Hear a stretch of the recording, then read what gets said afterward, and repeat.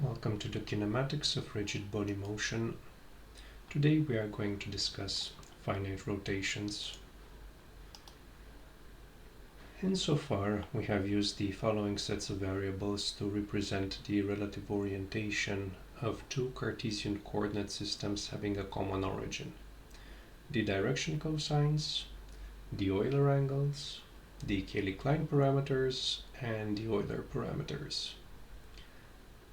We have shown that the transformation thus characterized can be carried out by a single rotation along a suitable axis, and this has been the statement of Euler's theorem regarding the motion of rigid bodies. Therefore, we want to represent the coordinate transformation in terms of the parameters of this rotation, namely the angle of rotation and the direction cosines of the associated axis.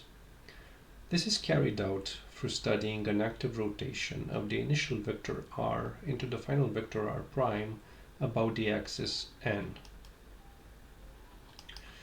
And here we use the ideas developed in connection to projection matrices.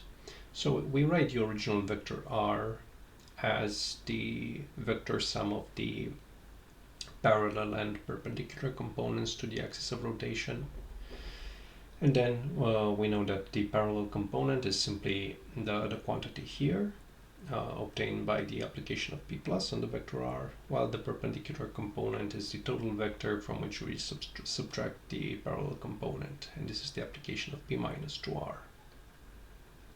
The rotated vector will correspond to a vector having the same parallel component, because we are rotating about it and nothing changes in that regard, plus the rotation matrix applied to the perpendicular component. And this application amounts to the expression here. It's the original perpendicular component multiplied by the cosine of the angle of rotation, plus this cross product multiplied with the sinus of the angle of rotation. And if we put everything together, we obtain the rotated vector as given by the formula here.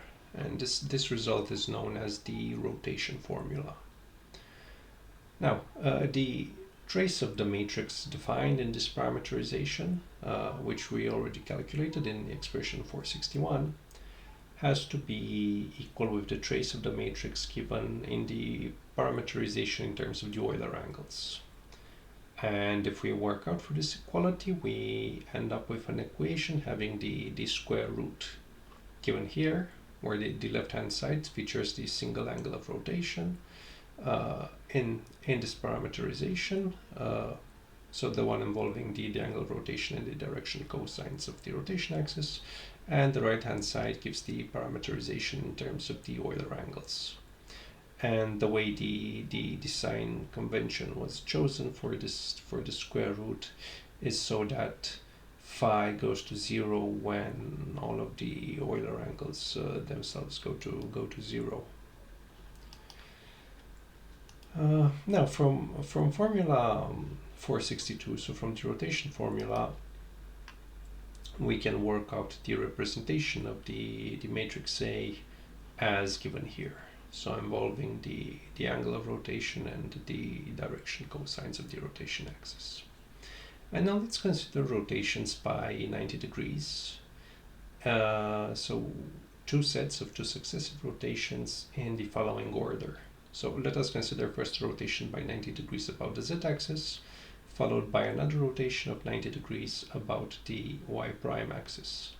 Then if we are to equate the elements of the matrix A with the product of these two transformations, what we end up with, it's a very simple calculation that leads us to the angle of rotation capital phi being 2 pi over 3, and the orientation, the components of the rotation axis are the ones given here. So the rotation axis is the vector being equal with 1 over the square root of 3 times these three components.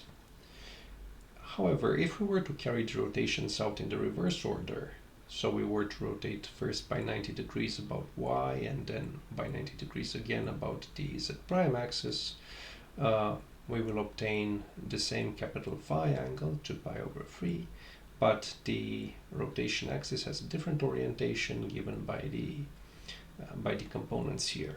So we see that changing the order, the two consecutive rotations, is equivalent to a reflection of the axis of the single rotation in the yz plane. So in this case, you see we are effectively reflecting along the x-axis. So in summary, we have derived the rotation formula and established the connection between the rotation angle and the Euler angles. We have used the rotation formula to discuss the differences arising when changing the order of finite rotations. And in the next section, we will discuss the more involved topic of infinitesimal rotations. With that being said, I want to thank you very much for watching. I hope you found the video worth your time, and I will catch you later. Goodbye.